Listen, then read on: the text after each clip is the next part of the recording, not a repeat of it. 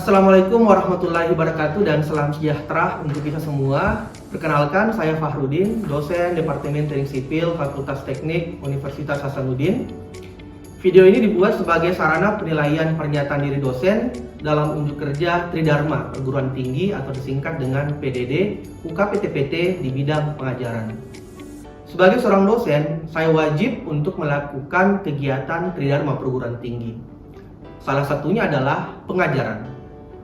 Salah satu mata kuliah yang saya ampuh pada semester 3 adalah teknologi bahan konstruksi.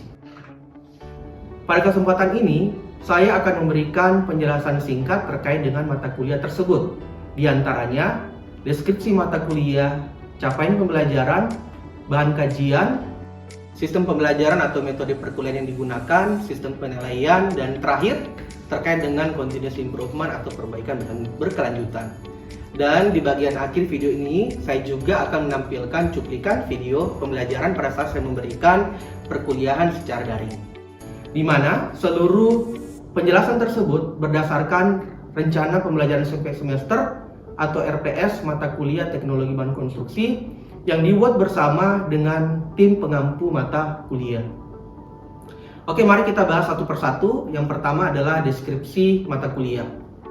Mata kuliah teknologi bahan konstruksi adalah mata kuliah yang diberikan kepada mahasiswa program studi S1 Teknik Sipil pada semester ganjil di tahun kedua. Mata kuliah ini merupakan mata kuliah wajib tanpa prasyarat dengan bobot 3 SKS yang direalisasikan dalam bentuk pertemuan tatap muka sekali seminggu di kelas tentunya, dan kemudian kegiatan praktikum di laboratorium. Total pertemuan sebanyak 16 kali, termasuk ujian tengah semester, ujian akhir semester, dan studi laboratorium.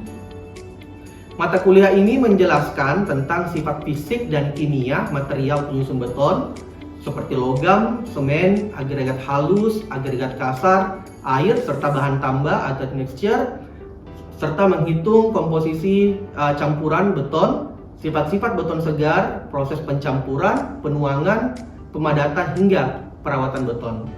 Nah, berikut adalah cuplikan atau gambaran aktivitas mahasiswa pada saat melakukan kegiatan praktikum.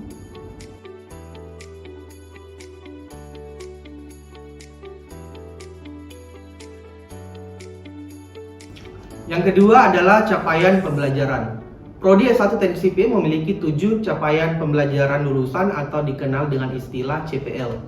Nah, sebagaimana yang kita ketahui bahwa CPL adalah kompetensi yang diharapkan dimiliki oleh alumni sesaat mereka lulus atau dikenal dengan fresh graduate. Nah, CPL tersebut kemudian diturunkan ke setiap mata kuliah dan kemudian diukur melalui capaian pembelajaran mata kuliah atau CPMK yang diukur berdasarkan berbagai media asesmen seperti tugas, ujian tengah semester atau UTS, ujian akhir semester, studi laboratorium, tugas bertahap maupun media asesmen lainnya. Sehingga CPMK ini adalah kompetensi yang diharapkan dimiliki oleh mahasiswa setelah mereka lulus dari mata kuliah. Nah, CPMK untuk mata kuliah TBK atau Teknologi Bahan Konstruksi terdiri atas 3. Yang pertama adalah setelah mahasiswa tersebut lulus dari mata kuliah tersebut, mahasiswa memiliki kemampuan dalam memformulasikan permasalahan keteknikan dengan menggunakan model matematika dan atau prinsip sains pada teknologi bahan konstruksi. CPMK yang kedua adalah mahasiswa memiliki kemampuan dalam membagi kerja tim pada praktikum teknologi bahan konstruksi, dan CPMK yang terakhir, mahasiswa memiliki kemampuan dalam menginterpretasi data pada teknologi bahan konstruksi. Kemudian CPMK 1 tersebut di atas ini yang saya sebutkan tadi diukur berdasarkan media penilaian pada pertemuan tatap muka, sementara CPMK yang kedua dan ketiga diukur berdasarkan hasil penilaian mahasiswa di praktikum. Adapun metode penilaian yang digunakan untuk mengukur capaian pembelajaran mata kuliah, yang pertama adalah untuk media penilaian ada 3 metode penilaian atau metode asesmen yang kami gunakan. Yang pertama adalah ujian tengah semester dengan bobot total 40%, kemudian ujian akhir semester dengan bobot total 20 semester, dan kemudian untuk kegiatan praktikum bobot total adalah 40%. Adapun bagaimana menghitung atau pembagian dari bobot tersebut ke setiap CPNK yang akan diukur, untuk CPNK 1 diukur melalui pertemuan tatap muka dengan bobot untuk UTS-nya 40%, dan kemudian untuk ujian akhir semesternya juga digunakan untuk mengukur CPNK 1 dengan bobot 20%. Adapun CPNK yang terkait dengan laboratorium yaitu CPNK 2 dan 3, pembagian bobotnya adalah 10% untuk CPNK 2 dan 30% untuk CPNK yang ketiga. Yang keempat adalah sistem pembelajaran. Selama pandemi, kami mengimplementasikan sistem pembelajaran secara sinkronus dan asinkronus. Untuk asinkronus, kami menggunakan platform Sekolah yang merupakan Learning Management System atau LMS yang dikembangkan di Universitas Hasanuddin. Sedangkan metode sinkronus, kami melakukan pembelajaran dengan Zoom Meeting. Untuk di sekolah, kami mengupload bahan ajar di mana mahasiswa bisa melakukan pembelajaran secara mandiri. Namun di akhir perkuliahan, kami melakukan post-test yang berisi soal pilihan ganda yang merangkum keseluruhan materi yang telah kami sajikan di platform Sekolah. Dan pada saat Zoom Meeting, kami lebih banyak berdiskusi terkait dengan materi-materi yang telah mereka pelajari, sehingga walaupun sistem pembelajaran dilakukan secara online, kami berharap capaian pembelajaran mata kuliah atau CPNK bisa tercapai baik secara sistem sinkronus maupun asinkronus. Kemudian yang kelima adalah metode pembelajaran. Metode pembelajaran dilakukan dalam bentuk ceramah, diskusi, responsi, dan praktikum. Kegiatan praktikum dilakukan secara terbatas dengan memperhatikan protokol kesehatan yang ketat. Besar harapan kami setelah perkuliahan dilakukan sesudah metode yang sudah ada, maka mahasiswa bisa berperan aktif dalam perkuliahan walaupun secara daring. Keaktifan mahasiswa dapat dilihat dari umpan balik pertanyaan antara dosen dan juga mahasiswa. Mahasiswa dapat menjawab dengan benar dan juga mahasiswa aktif bertanya serta dapat mengerjakan post-test setelah perkuliahan selesai. Teknologi bahan konstruksi ini adalah mata kuliah yang berbasis laboratorium. Pandemi di awal tahun 2020 memaksa kita sebagai seorang dosen harus berpikir kreatif dalam melakukan proses pembelajaran. Hal ini untuk memastikan bahwa capaian pembelajaran mata kuliah betul-betul tercapai walaupun di tengah pandemi di mana mahasiswa tidak dapat melakukan kegiatan praktikum. Saya masih ingat sekali di tahun 2020 saya memberikan tugas kepada mahasiswa untuk membuat sebuah karya video tugas berkelompok 2-3 orang di mana mereka saya tugaskan untuk memperagakan salah satu percobaan. Saya minta mereka untuk dapat memperagakan prosedur kerjanya dengan menggunakan peralatan sederhana yang ada di sekitar mereka. Saya masih ingat waktu itu ada mahasiswa yang membuat video yang menurut saya sangat kreatif. Mahasiswa tersebut memperagakan pengujian analisis saringan agregat kasar, di mana mereka menggunakan peralatan yang sederhana yang ada di sekitar mereka. Mereka menggunakan galon air mineral, helm, dan peralatan sederhana lainnya. Nah, tapi yang paling penting di sini adalah mahasiswa kita, meskipun menggunakan peralatan yang sederhana, mereka dapat mengetahui dan mempraktekkan langkah demi langkah dari kegiatan praktikum yang mereka lakukan. Selain itu, kami juga men-share video yang telah kami buat sebelumnya terkait pelaksanaan praktikum. Tujuannya adalah mahasiswa bukan hanya belajar dari textbook terkait dengan prosedur, tetapi mereka juga dapat langsung memperagakan langkah demi langkah kerja dari setiap percobaan yang mereka lakukan. Kemudian terkait dengan perbaikan berkelanjutan atau continuous improvement. Prodi S1 Teknik Sipil Fakultas Teknik Universitas Hasanuddin saat ini telah terakreditasi oleh 2 lembaga akreditasi internasional yaitu IABI dan ABET. Maka dari itu kami berupaya untuk selalu melakukan perbaikan berkelanjutan atau continuous improvement. Ada beberapa hal yang kami lakukan. Yang pertama, keseragaman bahan ajar, di mana setiap kelas paralel wajib memiliki materi pembelajaran atau bahan ajar yang sama. Yang kedua, juga terkait dengan semua media asesmen seperti soal tugas, soal kuis, soal UTS, dan soal UAS juga wajib memiliki soal yang seragam. Kemudian yang ketiga, di akhir perkuliahan, kami selaku tim teaching juga melakukan kegiatan refleksi perkuliahan, di mana kami mendiskusikan terkait dengan capaian mahasiswa, permasalahan-permasalahan yang dihadapi selama semester tersebut. Dan yang paling penting adalah kami merumuskan langkah perbaikan yang nantinya akan diimplementasikan di tahun akademik berikutnya. Dan yang terakhir, kami juga secara rutin mendokumentasikan sampling dari lembar jawaban mahasiswa pada portofolio mata kuliah yang terdiri atas nilai tertinggi, menengah, dan terendah. Jadi ini adalah beberapa langkah kami dalam melakukan perbaikan berkelanjutan. Baik, itu tadi penjelasan yang saya berikan terkait dengan gambaran umum terkait mata kuliah teknologi bahan konstruksi yang terdiri atas deskripsi mata kuliah, capaian pembelajaran, bahan kajian, sistem pembelajaran atau metode perkuliahan yang digunakan, sistem penilaian, dan perbaikan berkelanjutan. Selanjutnya saya akan menampilkan cuplikan video pembelajaran yang telah kami lakukan melalui media Zoom Meeting. Oke, baik adik-adik. Assalamualaikum warahmatullahi wabarakatuh. Dan selamat pagi semua. Waalaikumsalam warahmatullahi wabarakatuh. Pagi, Pak. Oke, bagaimana semua kabarnya, Dek? Sehat? Iya, alhamdulillah sehat, Pak. Oke, baik.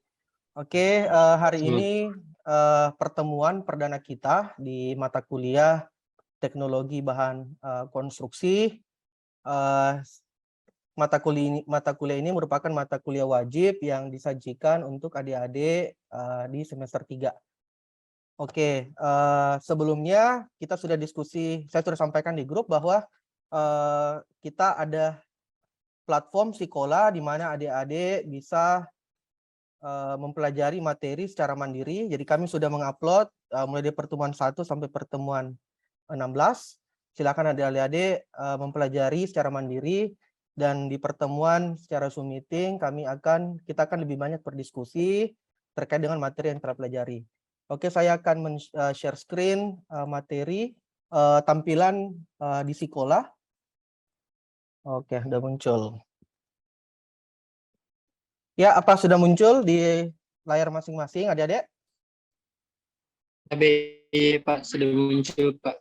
Oke, jadi ini tampilan di Sekolah. Adapun untuk deskripsi mata kuliah ini, adik-adik bisa akses di tampilan di fitur di Sekolah.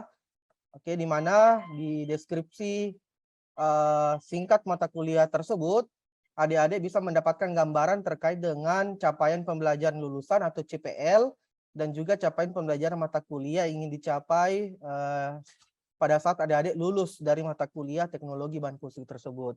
Juga adik-adik bisa melihat di sini bahan kajian yang dipelajari, mulai dari bahan kajian ini kemudian selanjutnya akan dipelajari dibagi pada setiap pertemuan. Jadi pertemuan 1 sampai pertemuan 16 kecuali UAS dan UTS dan UAS. Dan di deskripsi juga adik-adik bisa melihat terkait dengan referensi yang kita gunakan, terus kemudian dosen pengampu, dan kemudian yang paling penting ini terkait dengan metode penilaian. Jadi metode penilaian yang kita gunakan adalah ujian tengah semester, ujian akhir semester, dan kemudian praktikum. Dan di paling bawah adik-adik bisa melihat terkait dengan materi-materi apa saja yang akan dipelajari di setiap pertemuannya. Jadi pertemuan 1 sampai dengan pertemuan 16. Dan hari ini untuk pertemuan pertama kita akan mempelajari terkait dengan definisi dan klasifikasi beton, keuntungan dan kerugian beton sebagai material konstruksi. Jadi harapannya setelah adik-adik mengikuti pertemuan pada hari ini, setidaknya ada 2 kompetensi yang adik-adik akan ketahui. Yang pertama adalah adik-adik bisa mengetahui apa itu beton, dan yang kedua adalah apa sih keuntungan dan kelemahan atau kerugian beton dibandingkan dengan material konstruksi lainnya. Oke, itu pengantar sedikit terkait dengan mata kuliah teknologi bahan konstruksi. Sekarang saya akan memperlihatkan, dan juga adik-adik tentunya sudah mempelajari sebelumnya secara mandiri. Seperti saya sampaikan tadi bahwa mata kuliah ini kita ada platform Sekolah di mana adik-adik bisa mengikuti atau melakukan pembelajaran secara mandiri. Nah, hari ini pertemuan pertama. Pertemuan pertama di sini adik-adik kita telah menyiapkan materi beberapa video pembelajaran, terus kemudian modul, dan di akhir pembelajaran ini adik-adik akan diadakan post-test. Diadakan post-test di mana adik-adik akan menjawab soal pilihan ganda berdasarkan materi-materi yang telah disajikan di proses pembelajaran mandiri dan juga pada hari ini untuk di perkuliahan di Zoom meeting. Oke, untuk membuka perkuliahan saya akan memutarkan video terkait dengan definisi dari beton.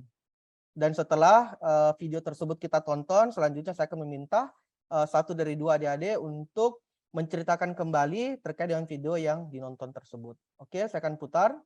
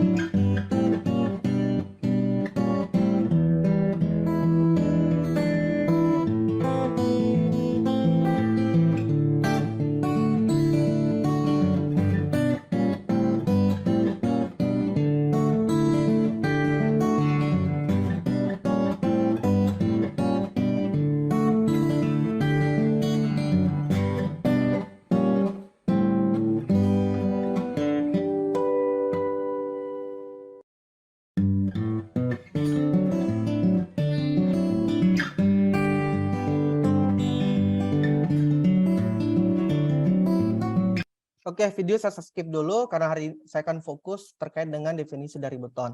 Nah, setelah menonton video tersebut, apa yang adik-adik ketahui terkait dengan definisi dari beton? Oke, silakan yang ingin memberikan pendapat langsung saja meng-unmute mikrofonnya atau bisa juga dengan raise hand. Silakan adik-adik.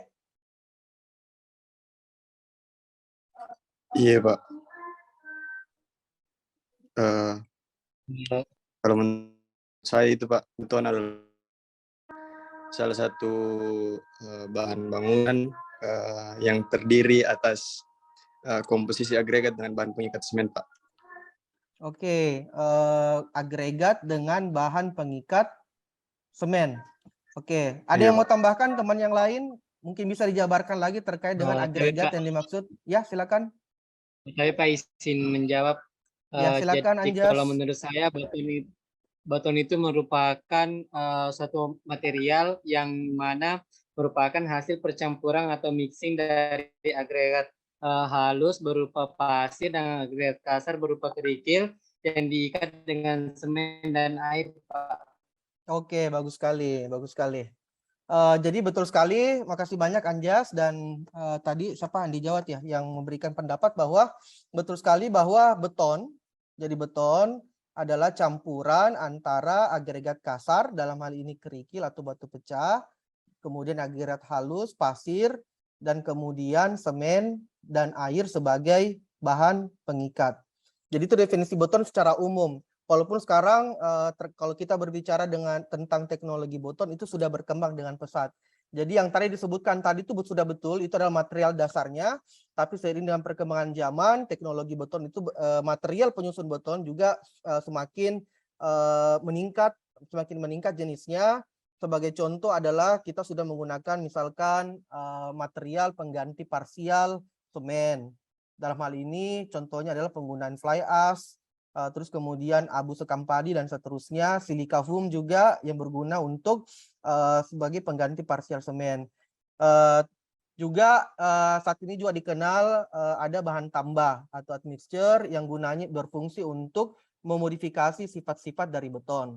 Jadi misalkan beton itu ingin agar kelacakannya atau workability-nya meningkat, maka kita tambahkan admixture tanpa berpengaruh atau tanpa mempengaruhi kekuatan dari betonnya. Nah, nanti ada pembahasan tersendiri terkait dengan bahan-bahan tambah dari campuran beton. Oke, itu yang pertama tadi sudah dijawab dengan baik terkait dengan definisi dari dari beton. Oke, kalau tidak ada saya minta lagi satu orang untuk menceritakan kembali apa tadi yang sudah kita sampaikan. Oke, saya minta kepada Andi Jawad. Andi Jawad, silakan Andi Jawad. Ya, Pak. Baik, terima kasih atas kesempatannya. Dari apa yang telah saya dengar dari penjelasan Bapak sebelumnya, yang dapat saya tangkap adalah sifat-sifat beton, kekuatan dan keawetan sangat tergantung pada sifat bahan pembentuknya. Nah, yang dimaksud dengan bahan pembentuknya yaitu pasir, jangan sampai pasir yang digunakan terkandung material lumpur. Ya. Nah, selain itu, selanjutnya ada lagi bahan pembentuknya, ada juga yang lain seperti cara pengadukannya juga ini Ya, cara tergantung dari pengadukan. apakah kita menggunakan alat atau dengan cara manual. Ya, Ini pun akan berbeda. ya. Terus?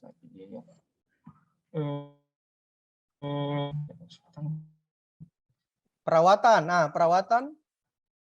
Perawatan, proses perawatannya juga perlu diperhatikan, yaitu jangan sampai terjadi hidrasi yang berlebihan. Nah, apabila terjadi hidrasi yang berlebihan akan menyebabkan retak pada beton. Ya.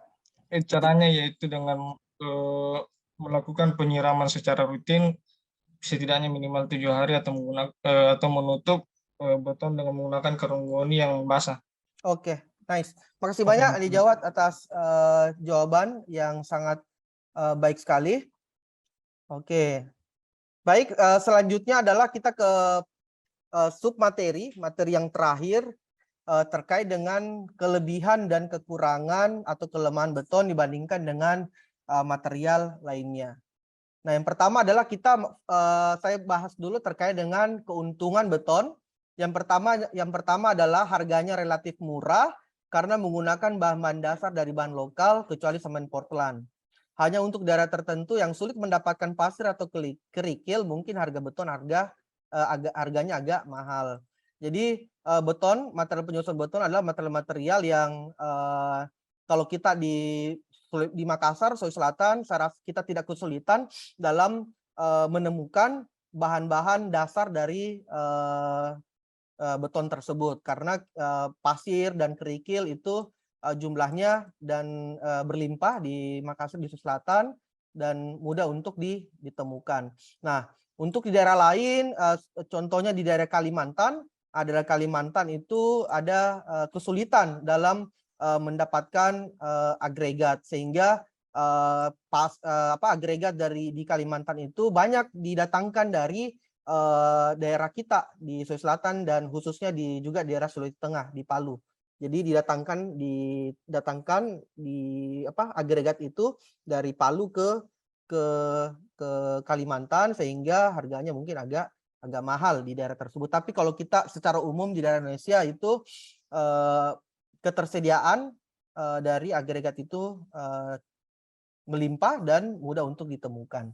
Terus kemudian adalah beton termasuk bahan yang berkekuatan tinggi serta mempunyai sifat tahan terhadap korosi pengkaratan oleh kondisi lingkungan. Dari sifat beton itu tolong diingat, beton itu kuat terhadap tekan dan lemah terhadap tarik. Jadi saya ulangi, kalau ditanya sifat-sifat beton, cukup saja hafal yang itu tadi yang saya bilang. Beton itu Pak, beton itu Bu, kuat terhadap tekan dan lemah terhadap tarik. Nah, baik, itu adalah akhir materi kita pada hari ini terkait dengan tadi ada dua. Kalau kalian tadi di awal saya sampaikan ada dua materi pembelajaran. Yang pertama adalah setelah mengikuti perkuliahan pada pagi hari ini, adik-adik bisa mengetahui apa itu definisi dari beton. Yang kedua adalah adik-adik bisa mengetahui apa sih kelebihan dari beton dan apa sih kekurangan dari beton dibandingkan dengan material lainnya. Nah, untuk mengukur kompetensi tersebut, adik-adik bisa melakukan post test. Saya perlihatkan dulu. Jadi, apa sudah ter-share tampilan post test yang saya dari sekolah? Yes, sudah Pak. Sudah, oke. Sorry tadi lupa saya share screen. Jadi di sini silakan adik-adik jawab. Ada 5 soal pilihan ganda yang isinya adalah terkait dengan materi yang sudah disajikan di sekolah dan juga sudah kita diskusikan dan sudah saya bahas, jelaskan di Zoom meeting pada pagi hari ini. Oke, bisa dipahami adik-adik? Halo? Pak, bisa Pak. Bisa, oke. Kalau gitu, ini deh, kita coba jawab pertanyaan nomor 2. Ya, kita jawab pertanyaan 2. Kita jawab, ya nomor 1, maaf. Langsung dijawab, saya bacakan bahan pencampur beton adalah kecuali. Yang saya sebutkan namanya langsung jawab ya. Saya ulangi, bahan pencampur beton adalah kecuali agregat kasar, semen, tulangan, agregat halus. Nah, silakan. Ada yang bisa jawab? Ya, Anjas, silakan Anjas. Tapi Pak, tulangan. Tulangan. Apakah beton itu terdiri atas agregat kasar? Ya. Semen? Jaringnya kurang bagus ya. Ya, kita cek tulangan. Oke, dan seterusnya. Silakan dijawab. Nanti nanti ini bobotnya 100%. Bobotnya 100, dan apabila bobotnya kurang dari 80, maka adik-adik harus mengulang untuk post-testnya. Oke, adik-adik, demikian pertemuan kita pada pagi hari ini terkait dengan penjelasan tentang definisi dari beton, dan yang kedua adalah kelebihan dan kekurangan beton.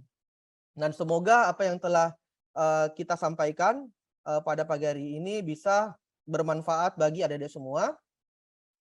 Dan jangan lupa mengerjakan post-testnya. Oke, terima kasih semua atas perhatiannya. Sampai ketemu minggu depan. Assalamualaikum warahmatullahi wabarakatuh. Waalaikumsalam warahmatullahi wabarakatuh. Terima kasih Pak. Ya. Terima kasih Pak. Demikian video ini saya buat sebagai sarana penilaian pernyataan diri dosen dalam unjuk kerja Tridharma Perguruan Tinggi atau disingkat dengan PDD UKPTPT di bidang pengajaran. Semoga video ini dapat bermanfaat bagi kita semua, dan saya mohon maaf apabila ada kesalahan dan ketidaksempurnaan dalam video tersebut.